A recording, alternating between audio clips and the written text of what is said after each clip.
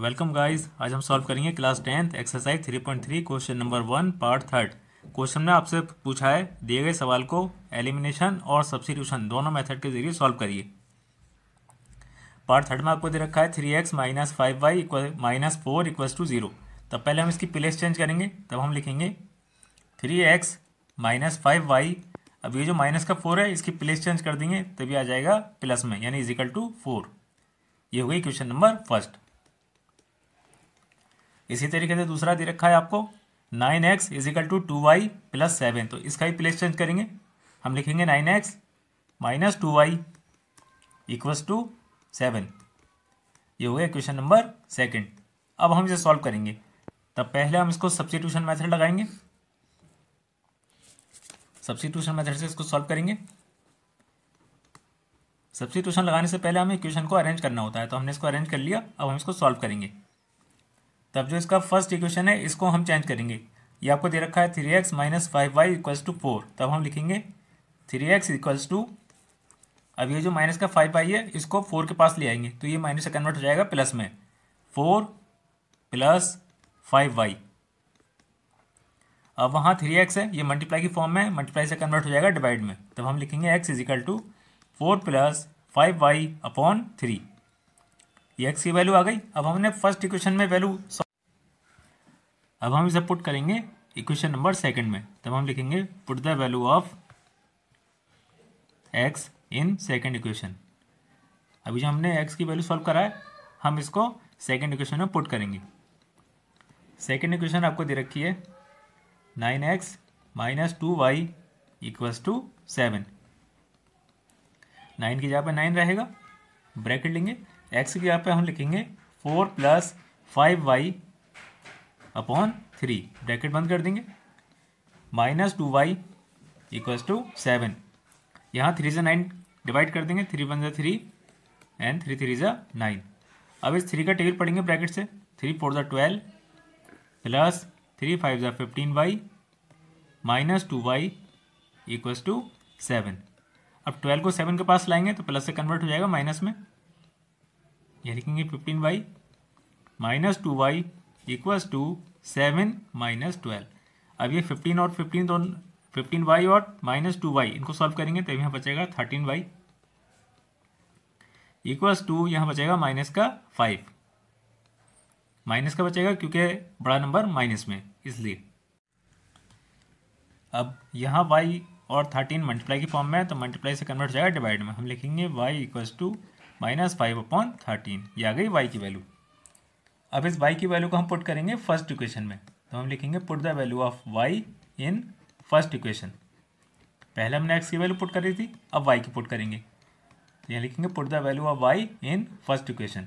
First में आपको दे रखा था 3x minus 5y equals to 4।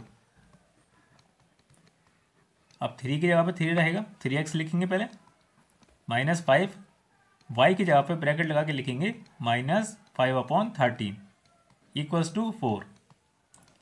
अब यहाँ 13 से तो कुछ डिवाइड हो नहीं रहा, तब इसको टेबल पढ़ देंगे हम 3x।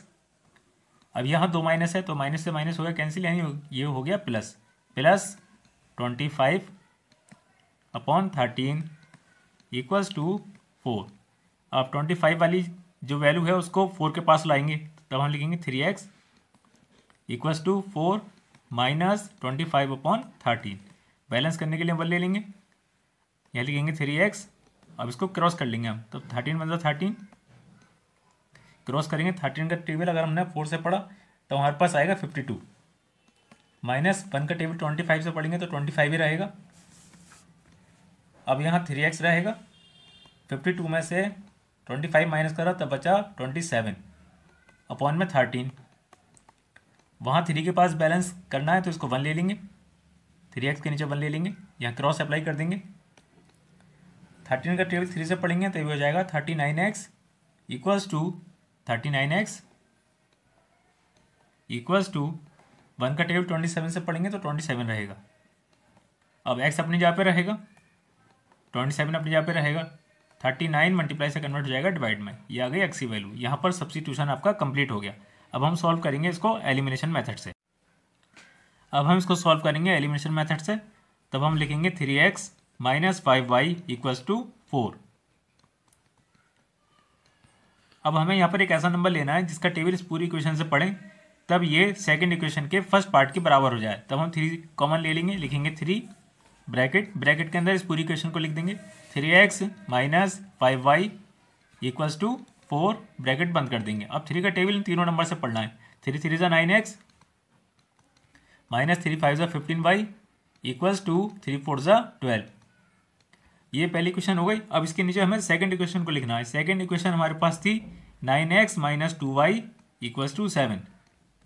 9x minus 2y equals to 7। अब इसमें हमें माइनस का सिंबल लगाना है। इसको माइनस करेंगे तो 9x से 9x कैंसिल, ये एलिमिनेट हो गया। अब यहाँ पर 3 माइनस है तो 3 माइनस में क्वेश्चन जो है वो माइनस में आ जाएगा। तो यहाँ लिखेंगे माइनस का 17y इक्वल्स टू, यहाँ 12 में से 7 गया तो बचा 5। अब ये मल्टीप्लाई की फॉर्म में तो मल्टीप्लाई से कन्वर्ट हो जाएगा डिवाइड में। हम लिखेंगे y is equal to 5 upon minus 17। ये y की वैल्यू आ गई। अब इस वैल्यू को हमें पुट करना है फर्स्ट इक्वेशन में। तब हम लिखेंगे put the value of y in first equation. Put the value of y in first equation. y की वैल्यू को फर्स्ट इक्वेशन में पुट करना है। अब यहाँ हम लिखेंगे 3x माइनस 5। अब मल्टीप्लाई लगाकर जहाँ y था उसकी उसकी वैल्यू पुट कर देना है 5 upon minus 17। 5 upon minus 17 equals to 4। अब पहले यहाँ पर लिखना है 3x। अब 5 का टेल 5 से पढ़ेंगे, ये हो जाएगा minus 25 upon minus 17 equals to 4। अब यहाँ माइनस से माइनस कैंसिल तो ये हो गया प्लस।